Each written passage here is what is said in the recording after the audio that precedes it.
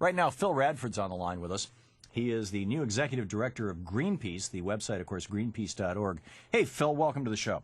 Thanks, Tom. Great to be here. And congratulations on your appointment as ED of Greenpeace. Thanks so much. Good job. Good work you're doing. There is no shortage of people on the right and think tanks on the right and groups on the right who are hysterical, might be even too tame a term, about environmental protection legislation and regulations, rules regulating greenhouse gases and other things. Greenpeace has done some great work, for example, getting companies to do, in fact, I think you've been involved with this personally, environmentally friendly refrigeration, for example, bringing these things to the United States and other parts of the world. But the new EPA regulations on global warming pollution has the right, particularly the corporate-funded right, hysterical. And I'm sure you're aware of this. Absolutely. Greenpeace was actually one of the groups that sued the Bush administration to force them to use the Clean Air Act to regulate global warming pollution. Right. And so we've been working on this for about 8 years, and they are scared because if Obama wants, he can just step up and say, I am solving global warming by myself without Congress. Well, I think he's doing that, is he not? I mean, has he not just recently, I mean, this is in the last day or two, that there was a story about how the Obama administration is going to be regulating carbon dioxide as a greenhouse gas? Well, what he has done is he's said that he's willing to do it, but he wants Congress to do it. So he's moved forward to give the EPA the ability to do it by finding that our health is in danger because of global warming, which is a big shock. I mean, the World Health Organization says that we lose about 150,000 people a year already because of global warming. But so he said that he can do it. Now the true test is, does he allow Congress to pass a weak bill with loopholes and giveaways to the coal industry that gets to his desk? Or does he say, either give me something good or I'll do it myself? What are your bets? We'll see. It's anyone's bet right now.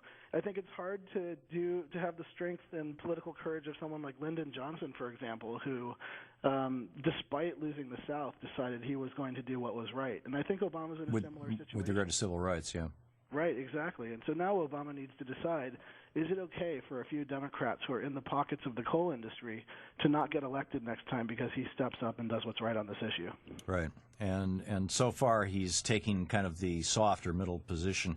Phil, what's your response to those corporatists who say, oh, this is going to cost American jobs, this is going to cost American money?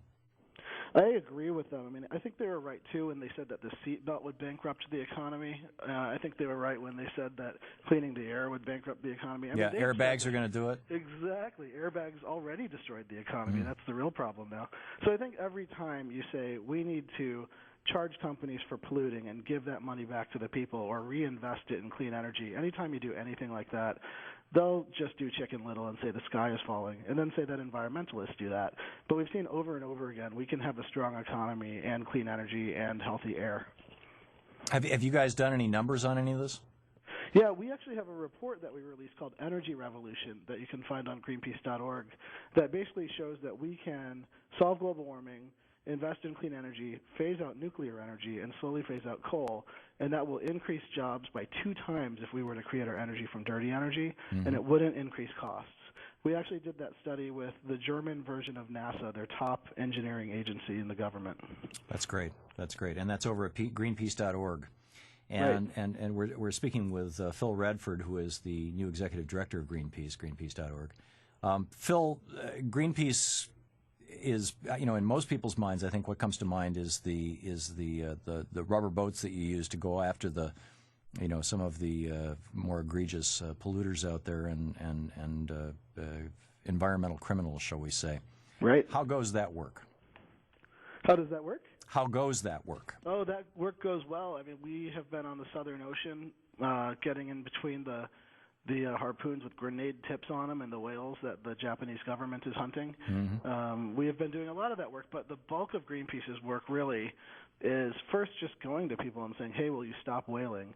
like we did with Gorton's of Gloucester, which no longer whales, or, hey, will you stop producing toxic electronics like we did with Dell and Hewlett-Packard and other countries, or companies, I'm sorry. So first we talk to people and make the case based on the environment and policy and how they can do it without really harming the bottom line. And if they're resistant, then that's when we launch the campaign to really hold them accountable. How many campaigns are you running right now, or what campaigns are you running right now? We're running 5 campaigns. The first and biggest priority is global warming. So globally in 42 countries, we're working to phase out coal, oil, natural gas, and transition into a clean energy future. So that's number one. Number two is we're working to get the makers of Kleenex, Kimberly-Clark, they're the largest paper products manufacturer in the world, to stop using our most precious ancient forests to make tissues that you throw away after one use. Right. So we've been doing that. We're also working on chemical security. So people don't know that every day there are trucks and trains of chlorine gas. You probably know this, Tom. Hitler used chlorine gas as a chemical weapon in World War II. And it was used in World War I big time. Oh, yeah, exactly. And it was banned after World War II finally. And so these are going through our cities, and they're huge threats. The Navy says that if one of these train cars is hit in D.C., for example, it could kill about 1 million people a second. And so we're working to phase out those chemicals wherever there are safe alternatives. And right after 9/11, for example, the D.C. Water Service said, we don't want these train cars filled with chlorine gas sitting around, so let's just get rid of it and use something safer. So it's doable, and we expect that we can win that in Congress this year. So they're not chlorinating water in D.C. any longer? Nope, there are plenty of other really safe alternatives to chlorine, whether it's ozone bleach or different processes. You don't need to use chlorine, and it just endangers everyone around it. Well, not only that, it creates chlorinated byproducts that are carcinogenic. Right, exactly. It combines itself with carbon, based compounds to form. I'm forgetting the names of them now, but there's a whole bunch of different chlorine-related compounds that. Yeah, dioxins and other chemicals. Yeah. So those, I wasn't counting. Did you go through all 5 there? Those are most of them. We're also working to phase out nuclear energy. After 9/11, when the 9/11 Commission report came out, there was one part where Mohammed Atta, who flew one of the planes into the towers, was practicing flying over a nuclear plant just outside of New York City, and he wired back and said, "Let's hit it," and the answer was not yet. So not only there's that problem, there's the problem with the waste. Nuclear plants are always 200% over budget. So there's just a slew of problems. When we could invest in solar and wind and technologies that are working, there's no point to have it. Yeah, absolutely. We're talking with Phil Radford, the new executive director of Greenpeace, the website greenpeace.org. Phil, in these days of, there's an army of unemployed people out there. Is Greenpeace... Are you doing things with volunteers? Are you doing things with interns? Is Greenpeace a place where if somebody's got some time they could hang out, or do you just need them to send their $5 kind of thing? No, we really appreciate people's time or money. Last year we had about 20,000 volunteer hours, and that was nothing compared to what we could really use. And so if people are interested, they should go to greenpeace.org/get-involved, and they can sign up to be more involved, whether it's in our offices or locally in our campaigns. That would be tremendously helpful. Yeah. And finally, we have about a half a minute here. James Hansen of NASA has talked about 350 parts per million of carbon dioxide in our atmosphere, that we're above that number and we're at great risk. I'm assuming that's a campaign that Greenpeace is participating with pretty aggressively. Absolutely. James Hansen is one of the best scientists in the country, one of the greatest moral leaders on this issue, and we support him 100% on that. Yeah, that's good, because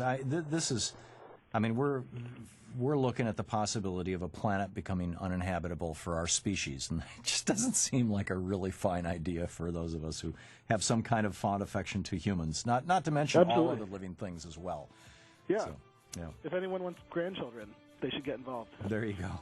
Greenpeace.org, the website. Phil Radford, the new executive director of Greenpeace. Phil, great talking with you. Thanks, Tom. Good talking. Thank you very much.